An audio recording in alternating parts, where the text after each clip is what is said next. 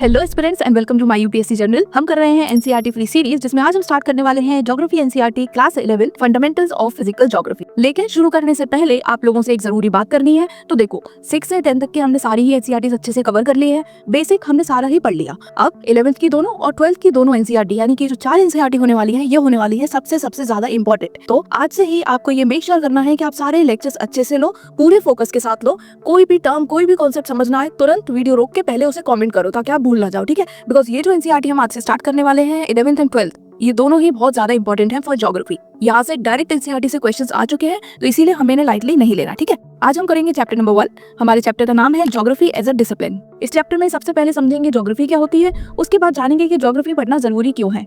Then we will discuss the branches of geography and last में देखेंगे importance of geography. तो बहुत ही इंटरेस्टिंग चैप्टर है, इन्फॉर्मेटिव चैप्टर है। तो चलो प्री लेक्चर स्टार्ट करते हैं। चलो तो फिर चैप्टर शुरू करते हैं with the very first question, what is geography. Geography है क्या? तो सबसे पहले तो देखो, the word geography is derived from Greek words. ये दो वर्ड से मिलकर बना है, जियो जिसका मतलब होता है अर्थ एंड ग्राफोस जिसका मतलब होता है डिस्क्रिप्शन। यानी कि ज्योग्राफी में हम क्या पढ़ते हैं? अर्थ का डिस्क्रिप्शन, ठीक है, अर्थ के बारे में। Geography is the study of earth and it's human and natural phenomena. जब हम अर्थ के बारे में पढ़ते हैं तो हम कैसे ह्यूमंस अर्थ से रिलेटेड हैं, कैसे कनेक्टेड हैं, कैसे इंटरेक्शन होता है, वो भी पढ़ेंगे। और साथ में हम पढ़ेंगे अबाउट वेरियस नेचुरल फिनोमेना, ठीक है। तो ये सारा ही कुछ आ जाता है under geography. The term geography was first devised by Eratosthenes, जो कि एक ग्रीक स्कॉलर थे, ठीक है। इन्होंने फॉर द फर्स्ट टाइम ये टर्म जो था इसे डिवाइस किया था। Moving forward, geography is a discipline of combination of spatial synthesis and temporal synthesis. अब इसमें दो नए वर्ड्स आ गए, बहुत भारी भरकम वर्ड्स आए हैं। एक है स्पेशियल सिंथेसिस और दूसरा है टेम्पोरल सिंथेसिस। तो सबसे पहले इन्हीं वर्ड्स को ब्रेक डाउन करेंगे, उसके बाद यहाँ से हम दोबारा कंटिन्यू करेंगे। तो देखो, जब भी कहीं वर्ड स्पेशियल आए तो आपको ये समझना है कि it is referring to space and location. For example, हम किसी रिसोर्स के बारे में बात कर रहे हैं, तो जब हम बात करेंगे अबाउट द स्पेशियल इन्फॉर्मेशन, तो हम बात करेंगे कि वो रिसोर्स कहाँ लोकेटेड है, किस जगह पर प्रेजेंट है, ठीक है। वही सेकंड जो वर्ड है वो है टेम्पोरल। जब टेम्पोरल वर्ड यूज होता है तो उसका हम यूज करते हैं इन रेफरेंस टू टाइम, ठीक, यानी कि कोई चीज कितने टाइम से प्रेजेंट है, कब से प्रेजेंट है, ठीक है। तो ये हो गए दो वर्ड, स्पेशियल यानी कि कहाँ प्रेजेंट है, कौन सी जगह प्रेजेंट है, टेम्पोरल यानी किस टाइम पर, टाइम की बात हो रही है, ठीक। तो ये हो गए दो वर्ड्स। अब नेक्स्ट इंपॉर्टेंट टर्म आता है स्पेशियल ज्योग्राफी। जो देखो, स्पेशियल ज्योग्राफी का मतलब होता है combining information about location, distribution and organization of a phenomena across space. यानी कि अगर हम किसी भी फिनोमेना की बात कर रहे हैं, सपोज हम बात कर रहे हैं अबाउट रेनफॉल, ठीक है, तो उससे रिलेटेड इन्फॉर्मेशन किन किन एस्पेक्ट में, लोकेशन, डिस्ट्रीब्यूशन एंड ऑर्गेनाइजेशन। जब हम इन सारी ही चीजों को ऑर्गेनाइज करेंगे, इन सारी चीजों को इंटीग्रेट करेंगे, इन सबको कंबाइन करके पढ़ेंगे, तो हम पढ़ रहे हैं about the spatial geography of rain, ठीक। तो जब हम स्पेशियल ज्योग्राफी में पढ़ेंगे तो हम क्या करेंगे? लोकेशन, डिस्ट्रीब्यूशन, ऐसे अलग अलग फैक्टर्स को कंबाइन करेंगे और उसके बाद में उसको पढ़ेंगे, ठीक। तो ये हो गया स्पेशियल ज्योग्राफी। नेक्स्ट दोबारा याद कर लो, स्पेशियल यानी कि space and location, and when we are talking about temporal, that means we are talking about time. अब हमने ये दोनों ही वर्ड समझ लिए। अब देखो डेफिनेशन कितने आराम से समझोगे। ज्योग्राफी एक डिसिप्लिन है of combination of spatial synthesis and temporal synthesis, यानी कि जिसमें हम किसी भी फिनोमेना के बारे में जब पढ़ रहे होते हैं तो हम उसका स्पेशियल सिंथेसिस भी पढ़ते हैं, वो किस एरिया में प्रेजेंट है, किस स्पेस में प्रेजेंट है, क्या लोकेशन है, कैसे एसोसिएट हुआ, और साथ में हम उसका टेम्पोरल सिंथेसिस भी पढ़ते हैं, यानी कि ओवर द टाइम उसमें क्या क्या चेंजेस आए, ठीक है। तो ये भी हम ज्योग्राफी में पढ़ते हैं। जैसा कि हमने इनिशियल चैप्टर्स में पढ़ा, हमने वेजिटेशन के बारे में पढ़ा, तो हमने ये भी पढ़ा कि कहाँ अलग अलग कैसी कैसी वेजिटेशन है, किस टाइप के प्लांट्स है, कहाँ कहाँ फैली है, इक्वेटोरियल रीजन में कैसा वेजिटेशन है, पोलर साइड में कैसा वेजिटेशन देखने को मिल रहा है। साथ में हमने ओवर द टाइम पीरियड भी कंपेयर किया कि क्या ओवर द टाइम इसमें कुछ चेंजेस आए हैं तो क्यों आए हैं, ठीक है। तो ये सारा ही कुछ हम पढ़ते हैं इन ज्योग्राफी, ठीक है। तो अब आपको ये जो दो टर्म्स हैं, जो इतने बड़े बड़े टर्म्स थे, वो डराएंगे नहीं, बिकॉज हमने उन्हें बहुत ही ब्रेक करके सिंप्लीफाइड वे में पढ़ा है। स्पेशियल का मतलब हमने देख लिया, टेम्पोरल का मतलब हमने देख लिया, और साथ में हमने मतलब देख लिया स्पेशियल ज्योग्राफी, ठीक है। तो ये हो गया हमारा geography. According to geography, earth is described as a abode of human beings, यानी ह्यूमन बीइंग्स का घर, ठीक। ऑब्वियसली अर्थ हमारा घर है। Landforms provide the foundation on which anthropogenic activities are placed. अब एक और बड़ा वर्ड आ गया, एंथ्रोपोजेनिक। अब ये क्या होता है? तो ये वो सारी ही एक्टिविटीज होती हैं जो कि ह्यूमंस इंट्रोड्यूस करते हैं, ठीक है। तो अर्थ के ऊपर ह्यूमंस रहते हैं, अर्थ पे अलग अलग लैंडफॉर्म्स हैं, कहीं प्लेन्स हैं, कहीं प्लेट्यूज हैं, कहीं रिवर्स हैं। तो इन सारे ही लैंडफॉर्म्स को यूज करके ह्यूमन बीइंग्स करते हैं अलग अलग एंथ्रोपोजेनिक एक्टिविटीज, यानी कि वो activities which are introduced by human beings. Moving forward, the plains are used for agriculture. जैसे कि फॉर एग्जांपल जो प्लेन्स है उनका यूज क्या होता है? They are used for agriculture purposes. Plateaus है वो हमें प्रोवाइड करते हैं विद मिनरल्स एंड फॉरेस्ट। इसी तरह जो माउंटेन्स हैं, they make space for meadows, forest, tourist spot and a lot more, ठीक है। So they are regarded as the source of rivers also, क्योंकि काफी सारी जो रिवर्स है वो हमारे माउंटेन से ही ओरिजिनेट हो रहे हैं। तो इसका मतलब क्या हुआ कि जो अलग अलग लैंडफॉर्म्स है जो अर्थ पर प्रेजेंट है, इनको ह्यूमंस अकॉर्डिंगली चेंज करते हैं अपने यूज के अनुसार, और उसको कहा जाता है एंथ्रोपोजेनिक एक्टिविटीज। तो ये हमने देख लिया इंट्रो, ज्योग्राफी क्या है, अलग अलग डेफिनेशंस, अलग अलग तरीके से हमने ज्योग्राफी को समझा। अब हम देखेंगे कि हमें ज्योग्राफी पढ़नी क्यों चाहिए, क्योंकि ये ब्रिज कर देती है नेचुरल एंड ह्यूमन साइंसेस को। It connects physical environment with human activities. जब हम ज्योग्राफी पढ़ते हैं तो हम ये समझ पाते हैं कि कैसे जो हमारा फिजिकल एनवायरनमेंट है वो ह्यूमन एक्टिविटीज के साथ कनेक्टेड है। तो ये एक जो गैप है between nature and human sciences, ये गैप ब्रिज हो जाता है, ठीक है। ये गैप आप कवर कर लेते हो by studying the geography. Next, it gives spatial perspective. Spatial यानी कि अभी हमने पढ़ा about space and location. So spatial word connect होता है विद साइज, पोजीशन या फिर एरिया किसी भी चीज की। तो जब हम ज्योग्राफी पढ़ते हैं तो हमें एक स्पेशियल पर्सपेक्टिव मिलता है, यानी कि हम समझ पाते हैं कि कोई भी चीज प्रेजेंट है तो कहाँ प्रेजेंट है, और अगर वहाँ प्रेजेंट है तो क्यों प्रेजेंट है। फॉर एग्जाम्पल, जब हम रिवर्स के बारे में पढ़ते हैं तो हमें ये भी समझ आता है कि वहाँ रिवर्स क्यों है। डिप्रेशन है तो इसीलिए वहाँ पे पानी बन गया, रिवर बन गया, ओशन बन गए। तो ये सारी चीजें भी हमें समझ आती हैं कि कोई चीज है तो वहाँ क्यों है, कैसे वहाँ बनी। So all this comes under spatial perspective. Next, इसके बहुत सारे प्रैक्टिकल यूजेस भी है हमारी लाइफ में, जैसे कि it helps in planning cities, disaster management, environmental conservation, transport network etcetera. जैसे कि कहाँ रहना बेटर है, कौन सी सिटीज बेटर है, ये आप किस बेसिस पर डिसाइड करते हो। कहाँ रिसोर्सेज अवेलेबल है, कौन सी जगह कितना पास है from airports, from railway station. तो हमारे अलग अलग पैरामीटर्स होते हैं। इसी तरह जो डिजास्टर होते हैं उन्हें कैसे प्रिवेंट करें, डिजास्टर कहाँ ज्यादा होंगे, ये सारा कुछ ही आप ज्योग्राफी के थ्रू ही पढ़ पाते हो और पता लगा पाते हो। नेक्स्ट, ज्योग्राफी का होता है इंटरडिसिप्लिनरी नेचर, यानी कि ये जो ज्योग्राफी है ये एक आइसोलेटेड सब्जेक्ट नहीं है। ये अलग अलग कंसेप्ट को कंबाइन करता है, फिजिकल साइंसेस के, सोशल साइंसेस के, इकोनॉमिक्स के, पॉलिटिकल साइंसेस के एंड बायोलॉजी के। ज्योग्राफी में आप एनवायरनमेंट भी पढ़ लोगे, आप हैबिटेट के बारे में भी पढ़ रहे हो, ज्योग्राफी में आप ट्रांसपोर्टेशन के बारे में भी पढ़ रहे हो, ज्योग्राफी में आप हेल्थ केयर जिसकी वजह से जो पॉपुलेशन अलग अलग जगह पर वेरी करती है वो पढ़ रहे हो, ज्योग्राफी में आप पोल्यूशन के बारे में पढ़ रहे हो। तो आप कितनी सारी डाइवर्स चीजें हैं जो ज्योग्राफी में पढ़ रहे हो। अगर आप मैथ्स की बात करो तो सिर्फ आप उधर कैलकुलेशन ही कर रहे हो, आप वहाँ और कुछ नहीं पढ़ते, ठीक है। लेकिन जो ज्योग्राफी है ये एक इंटरकनेक्टेड डिसिप्लिन है, ठीक है। नेक्स्ट, अब हम स्टार्ट करेंगे हमारा topic which is branches of geography. तो ज्योग्राफी की 3 ब्रांचेस हैं। पहली है फिजिकल ज्योग्राफी, दूसरी है ह्यूमन ज्योग्राफी, और फिजिकल एंड ह्यूमन के इंटरेक्शन से बनती है हमारी तीसरी branch which is bio geography. सबसे पहले देखेंगे फिजिकल ज्योग्राफी के types.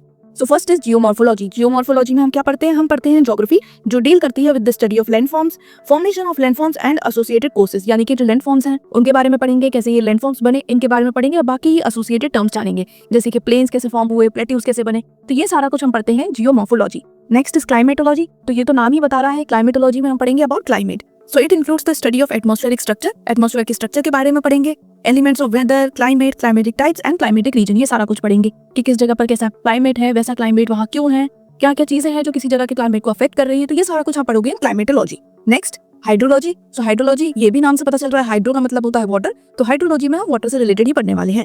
So it is the study of water present on the surface of earth, जो कि ओशियन, रिवर्स, लेक्स और बाकी दूसरी वाटर बॉडीज में प्रेजेंट है। साथ में हम पढ़ेंगे वाटर का influence on various life forms on earth and allied activities, बाकी जो दूसरी एक्टिविटीज हैं जो कि वाटर से कनेक्टेड हैं, ठीक है। तो ये हम पढ़ने वाले हैं hydrology. Next, fourth is soil geography. तो ये भी इसके नाम से क्लियर है कि इसमें हम पढ़ने वाले हैं अबाउट सॉइल, सॉइल का फॉर्मेशन कैसे होता है, टाइप्स ऑफ सॉइल के बारे में पढ़ेंगे, फिर देखेंगे फर्टिलिटी स्टेटस सॉइल का कैसे डिसाइड होता है, सॉइल का डिस्ट्रीब्यूशन कैसे होता है और सॉइल का यूटिलाइजेशन। जैसे कि हमें पता है टाइप्स ऑफ सॉइल क्या है, बट वो कैसे फॉर्म हुई, कहाँ पर कैसी सॉइल प्रेजेंट है और वैसी सॉइल वहाँ पर क्यों प्रेजेंट है, ठीक है। तो ये सारा ही कुछ हम जानेंगे सॉइल ज्योग्राफी। नेक्स्ट, अब हम देखेंगे ह्यूमन ज्योग्राफी और उसके टाइप्स। सबसे पहले है सोशल कल्चरल ज्योग्राफी। ये कवर करती है study of society and spatial dynamics of society. Spatial, जब भी वर्ड स्पेशियल आए समझ जाओ, we are talking about space, location, area, places, ठीक है। तो सोसाइटी किसी भी जगह प्रेजेंट क्यों है, कहाँ कौन सी सोसाइटीज प्रेजेंट है, कहाँ ज्यादा लोग रह रहे हैं, and the cultural aspect caused by society. जब कोई सोसाइटी कहीं आपको देखने को मिलती है तो वहाँ क्या क्या कल्चरल चेंजेस होते हैं, ठीक है। तो ये सारा ही कुछ हम पढ़ते हैं सोशल या फिर cultural geography. Next, population geography. तो ऑलरेडी अगेन फिर से नाम बता रहा है, पॉपुलेशन के बारे में पढ़ेंगे। तो इसमें हम पढ़ेंगे about population growth, density, distribution, migration, sex ratio, occupational structure and a lot more, ठीक है। फॉर एग्जाम्पल, इंडिया में किस स्टेट में सबसे ज्यादा पॉपुलेशन है, पॉपुलेशन वहाँ ज्यादा क्यों है, ऑक्यूपेशन ज्यादा है, हेल्थ केयर फैसिलिटीज बेटर है, इंडिया में लोग क्या क्या एक्टिविटीज कर रहे हैं, एग्रीकल्चर में सबसे ज्यादा इन्वॉल्व है तो क्यों इन्वॉल्व है, कहाँ पर सबसे ज्यादा फर्टाइल सॉइल है। सारी चीजें इंटरकनेक्टेड आगे चल के हुई जाती है, ठीक। Next, settlement geography. तो इसमें हम पढ़ने वाले हैं features of urban and rural settlement. दोनों सेटलमेंट क्या क्या डिफरेंसेस हैं, कैसे ये लोग वेरी करते हैं, तो ये सारा कुछ जानेंगे। Next is economic geography. तो ये भी नाम से पता चल रहा है, ये रिलेटेड है to economy, people's economic activities जैसे कि agriculture, industry, services, trade, transport, infrastructure, ये सारा कुछ हम इसमें पढ़ते हैं। Next is historical geography. तो it deals with historical processes by which space gets organised over the time, कैसे हिस्टोरिकली चेंजेस हुए, धीरे धीरे जो स्पेस है ये चेंज हुआ, इसकी फॉर्म बदली एंड अभी ये कैसा है, ठीक है। तो ये सारा कुछ हो गया historical geography. The geographical features also go through temporal changes। Time के साथ साथ जितने भी geographical features होते हैं उसमें हमें changes देखने को मिलते हैं। तो ये सारा कुछ हमें कैसे पता चलेगा, थ्रू historical geography।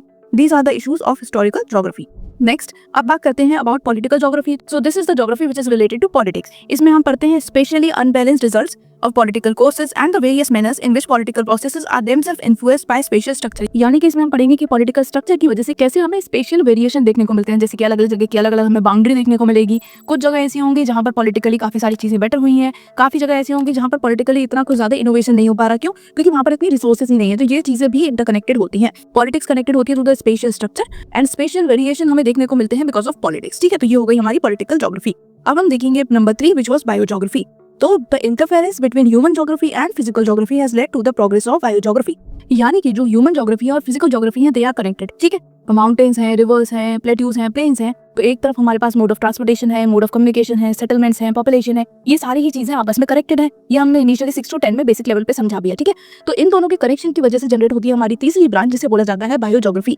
इसमें फर्स्ट है इकोलॉजी एंड इकोसिस्टम, जो कि डील करती है with the scientific study of features of habitat of species. अलग अलग स्पीशीज का हैबिटेट क्या है, कहाँ वो रह रहे हैं और इसकी कैरेक्टरिस्टिक्स क्या है, इस हैबिटेट के साइंटिफिक फीचर्स क्या है, ये सारा कुछ हम पढ़ते हैं इकोलॉजी एंड एनवायरमेंट। उसके बाद प्लांट ज्योग्राफी, तो नाम ही बता रहा है, इसमें हम पढ़ेंगे about the spatial structure and order of natural vegetation. यानी कि अगर आप इक्वेटर से पोल्स की तरफ जाओगे तो आपको पेड़ों में बहुत सारे डिफरेंस देखने को मिलेगा, ट्रीज अलग अलग तरीके के मिलेंगे, तो ये डिफरेंसेस क्यों हो रहे हैं। ठीक है, यही हम पढ़ेंगे इन प्लांट ज्योग्राफी। इसमें we study the spatial structure that is with change in location the structure of the trees will also change. Mountains में आपको मिलेंगे कैनोपी वाले और प्लेन्स या फिर एवरग्रीन फॉरेस्ट में आपको मिलेंगे बहुत tall and very heavy trees. ठीक, नेक्स्ट इज जू ज्योग्राफी, तो it is concern with the spatial patterns as well as geographical features of various fauna and their habitats. Fauna यानी कि एनिमल्स, तो इसमें हम पढ़ेंगे अलग अलग एनिमल्स के बारे में, उनकी कैरेक्टरिस्टिक्स के बारे में, वेरिएशन जो कि हमें एक जगह से दूसरी जगह देखने को मिलते हैं, और साथ में पढ़ेंगे इनके हैबिटेट के बारे में भी। ठीक है, तो ये हो गई हमारी bio geography. Now moving forward, अब हम डिस्कस करने वाले हैं अलग अलग टेक्निक्स जो कि ज्योग्राफी में इन्वॉल्व होती है, जैसे कि नंबर 1 इज कार्टोग्राफी। अब ये क्या होती है, तो ये होता है making of maps and geographical representation of earth. ठीक है, तो इस टेक्निक को बोला जाता है कार्टोग्राफी, जिसमें आप मैप्स बनाते हो या अर्थ का रिप्रेजेंटेशन करते हो अलग अलग फॉर्म में। Next is remote sensing. अब ये क्या हो गया, तो ये होता है कलेक्टिंग डेटा, जिसमें डेटा को कलेक्ट किया जाता है using satellites and aerial images. Third is geographical information system that is GIS। ये एक सॉफ्टवेयर टूल है जो कि कैप्चर करता है, स्टोर करता है, एनालाइज करता है और डिस्प्ले करता है ज्योग्राफिकल डेटा को। ठीक है, तो ये क्या क्या करेगा, ये कैप्चर भी करेगा, स्टोर भी करेगा, एनालाइज भी करेगा और डिस्प्ले भी करेगा geographical data. Next is field survey. तो फील्ड सर्वे में क्या होता है कि आप डायरेक्टली जाते हो, वहां से डेटा कलेक्ट करते हो खुद जाकर। ठीक है, सो this is direct collection of information from environment and people.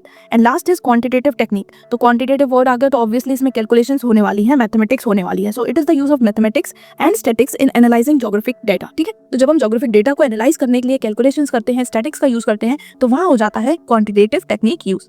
तो अब हमने देखे टेक्निक्स इन ज्योग्राफी। अब हम देखेंगे हमारे इस चैप्टर का last topic which is importance of geography. Geography की जरूरत क्या है, तो देखो ज्योग्राफी एक ऐसा सब्जेक्ट है जो कि बहुत इंपॉर्टेंट है, बिकॉज पढ़ने से आपको पता चलता है कि आपके अराउंड क्या हो रहा है, क्या क्या चीजें प्रेजेंट है, आप कहाँ पर हो, आप वहाँ पर क्यों हो, तो ये सारी चीजें पता चलती हैं। इसके अलावा ये वैसे भी बहुत इंपॉर्टेंट है। क्यों, तो सबसे पहले it helps in disaster management. Earthquakes, flood, cyclone, ये कहाँ ज्यादा आते हैं ये हमें पता होता है। ठीक है, कब आ सकते हैं ये हम एनालाइज कर सकते हैं using various method, various technique. तो ये बहुत ही इंपॉर्टेंट ब्रांच है। ठीक है, इसके अलावा अर्बन प्लानिंग में यानी कि smart cities, land use, waste management, कहाँ सिटीज बढ़िया से डेवलप होंगी, जो वेस्ट है उसे कैसे मैनेज किया जा सकता है, ये सारा कुछ भी हमें ज्योग्राफी के थ्रू ही पता चलता है।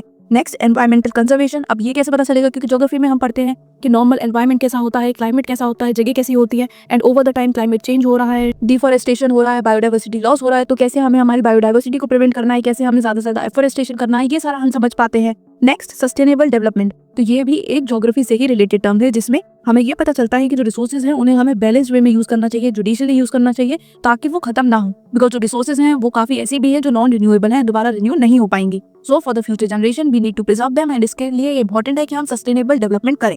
And lastly geopolitics, that is understanding global relation, border and conflicts.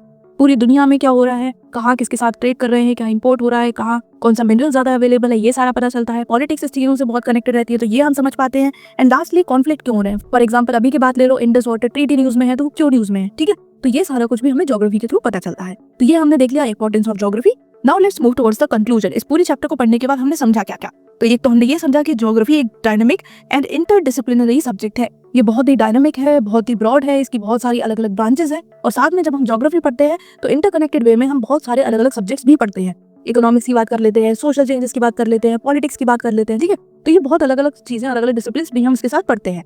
Next, it helps us understand the earth surface and complex interaction between nature and human environment. इसके थ्रू हम अर्थ के सरफेस को समझ पाते हैं, हम डिफरेंशिएट कर पाते हैं between types of soil, types of places, plains, plateaus, mountains, इन सब में।